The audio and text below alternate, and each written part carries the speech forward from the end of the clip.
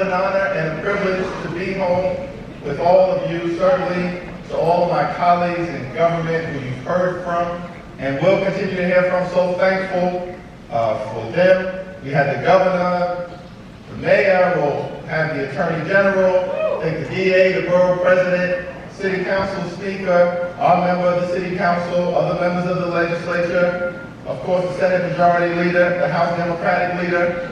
That's what we need, y'all. And all of the above.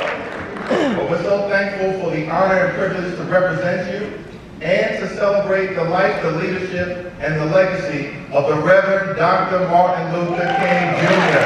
here on this annual day. And I think I can say clearly in Brooklyn, the Reverend Dr. Martin Luther King Jr. is the only king we celebrate here.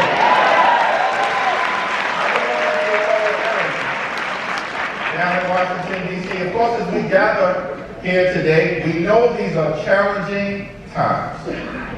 We got a hater in the White House. Haters in the cabinet. Haters in the Congress.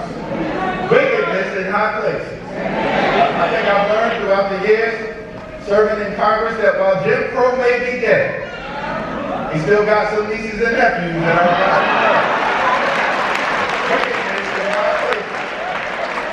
And so, of course, we've got challenges all around us as they've unleashed this unprecedented extremism on the American people. An attack on the economy, an attack on healthcare, an attack on nutritional assistance, an attack on our veterans, an attack on law-abiding immigrant families who we will always defend. Consistent with who we are as Americans. An attack on the rule of law, of course, on the American way of life and democracy itself. And we know there's some folks in Washington who will celebrate Dr. King today and tomorrow defend the indefensible when they go down to Washington, D.C. But Dr. King made clear to all of us, injustice anywhere is a threat to justice everywhere. And we must stand up for every community that is under assault by this administration and the forces of extremism.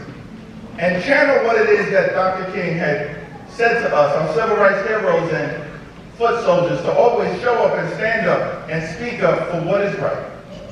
And to channel that courage, that character, and that conviction that they all had, our ancestors, against all odds, facing authoritarianism in the Deep South.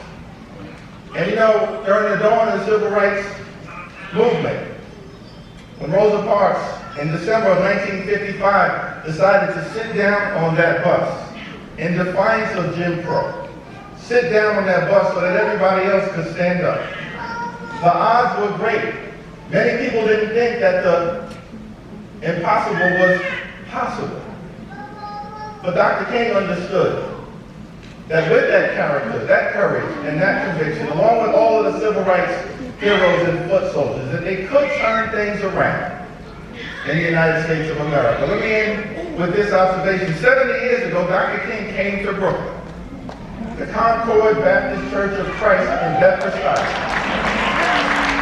And he spoke to a gathering, I think, not unlike the gathering, the wonderful, gorgeous mosaic that I look out at right now.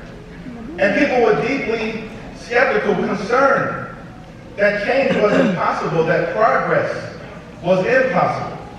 Based on the odds, the extremism, the racism, the state-sponsored violence that black folks were experiencing in the Deep South. But Dr. King said something to them profound that I've never forgotten when it was brought to my attention. Here in Brooklyn, 70 years ago, Concord Baptist Church of Christ. He said, we've got to press on, no matter what the odds. We've got to press on and keep pressing. And he said, if you can't fly, run. If you can't run, walk. If you can't walk, crawl. But at all times, press on and keep pressing. So here at the 40th anniversary of celebrating Dr. King's life, leadership, and legacy, Here at BAM, I'm simply saying to all of you, we've got to press on for our children, press on for our families, press on for our seniors, press on for our ancestors, press on for our dreamers, press on for our veterans, press on for our unions, press on for working families, press on for the middle class, press on for the poor, press on for the sick, press on for the afflicted, press on for the least, press on for the lost, press on for the left behind, press on for civil rights, press on for voting rights, press on